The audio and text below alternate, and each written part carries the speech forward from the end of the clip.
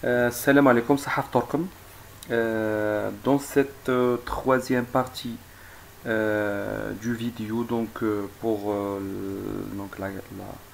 la construction de la chaîne de transmission en bande de base, on a vu donc dans les deux précédentes vidéos, donc la première partie c'était donc la modélisation de l'émetteur à travers donc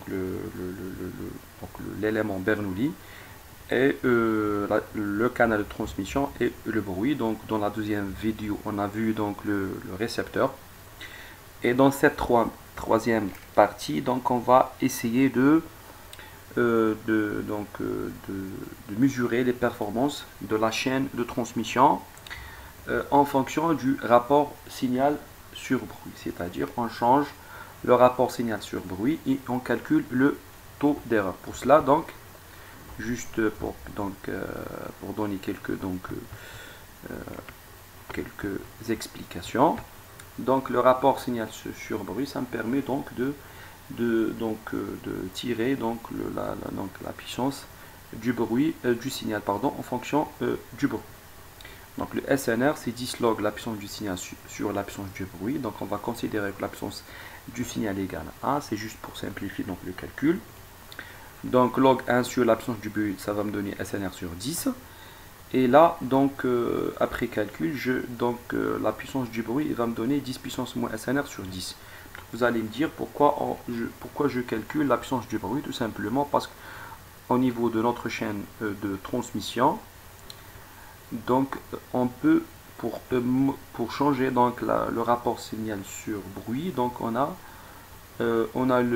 la puissance du bruit. Donc le seul levier qu'on a, c'est la puissance du bruit. Donc le fait de changer la puissance du bruit, étant donné que la puissance du signal est fixe, donc ça permet de changer le rapport signal sur bruit. Donc dans notre étude, qu'est-ce qu'on va faire? Donc on va changer le rapport signal sur bruit. Donc changer le rapport signal sur bruit, ça revient donc à changer la puissance du bruit et calculer bien sûr le bit error rate, le taux d'erreur. Donc pour un SNR égale à moins 5, donc 10 puissance moins 5 c'est 5 sur 10, donc 10 puissance 1 demi, c'est-à-dire la racine carrée de 10, ça va me donner 362.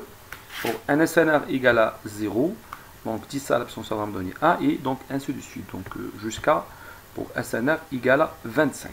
C'est-à-dire je change le SNR et donc bien entendu la puissance du bruit et je calcule le BER. Donc pour cela, donc au niveau de notre chaîne de transmission, qu'est-ce qu'on va faire? Donc on va mesurer le taux d'erreur. Pour cela, qu'est-ce que je vais faire? Donc pour Communication System Block 7, Communication Things, donc j'ai le bloc Bit Error Rate. Donc le bloc Bit Error Rate, il me permet donc de calculer le taux d'erreur. Donc comment il peut calculer le taux d'erreur? C'est bien entendu à travers le TX, le signal transmis. Donc c'est la sortie du Bernoulli, puis le RX, le signal reçu. Donc c'est la sortie donc de la chaîne du comparateur. Qu'est-ce qu'il fait ce bloc là? Donc il va comparer donc les deux signaux, donc le TX et le RX, et calculer le nombre d'erreurs. C'est-à-dire si j'envoie par exemple A4A et je reçois par exemple A0, donc il y a une erreur parmi ces 4 bits. Donc on a une erreur sur 4. Donc ça va me donner un taux d'erreur de 0,25. Après, je dois créer une sortie pour ce bloc. Output data port. Donc je dois ajouter l'élément donc 6, c'est display.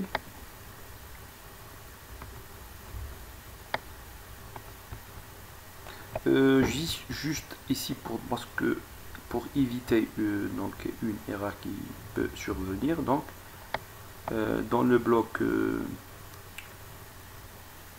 signal ici, il y a un bloc convert. Il faut le mettre ici donc pour ne pas avoir des problèmes ici. Donc il suffit de le mettre ici. Donc ici. Donc je lance la simulation. Donc j'essaie de voir donc la sortie. Bon, ici donc il est clair ici que le signal transmis, là c'est le signal transmis, et là c'est le signal de sortie.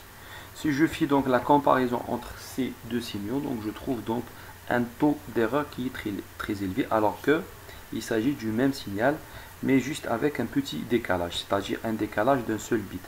Donc pour y remédier, qu'est-ce que je fais? Tout simplement, au niveau du bloc bit error rate, receive delay, je mets à 1, c'est-à-dire pour compenser cette erreur. On voit ici, donc l'erreur c'est 0,45. Si je refais donc la simulation, attendez ici, donc juste apparemment il y a un petit souci là. Bon, donc ici le problème donc provient de, donc on s'est trompé de sortie, donc il faut mettre la sortie ici.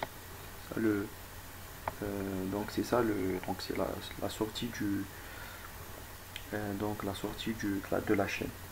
Donc si je répète donc l'opération, ça va me donner donc c'est 0.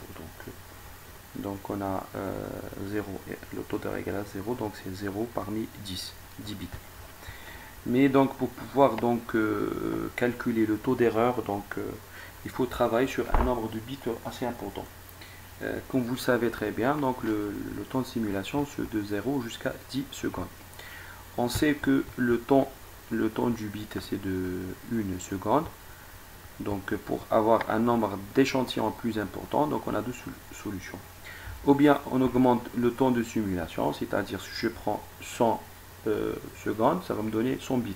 Si je prends 1000 secondes, ça va me donner 1000 bits.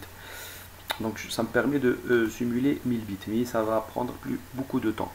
Donc la solution la plus simple, c'est de jouer sur le temps du bit. Tout simplement, si je mets ici 0,1, donc pour 10 secondes, ça va me permettre d'avoir 100 bits. Et si je mets ici donc 0,01, ça va me permettre donc d'avoir 1000 bits.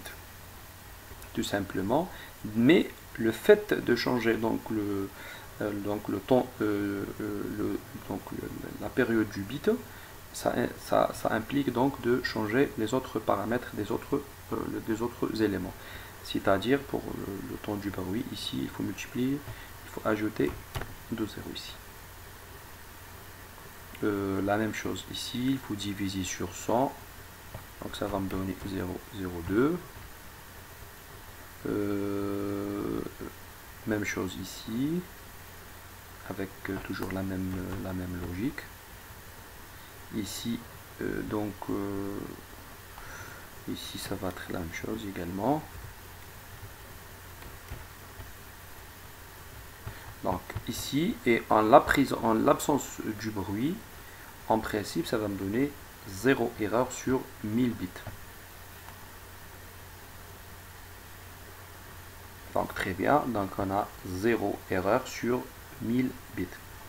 Maintenant, qu'est-ce qu'on va faire? Donc on va essayer de simuler cette valeur, c'est-à-dire quand le SNR égale à moins 5, donc la puissance du bruit c'est 3,162.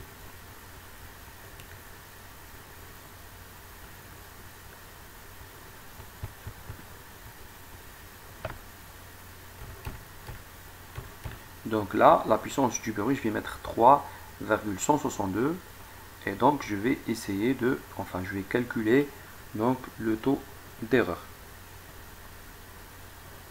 Donc qu'est-ce qu'il m'a donné? Donc on a un taux d'erreur de 0,426.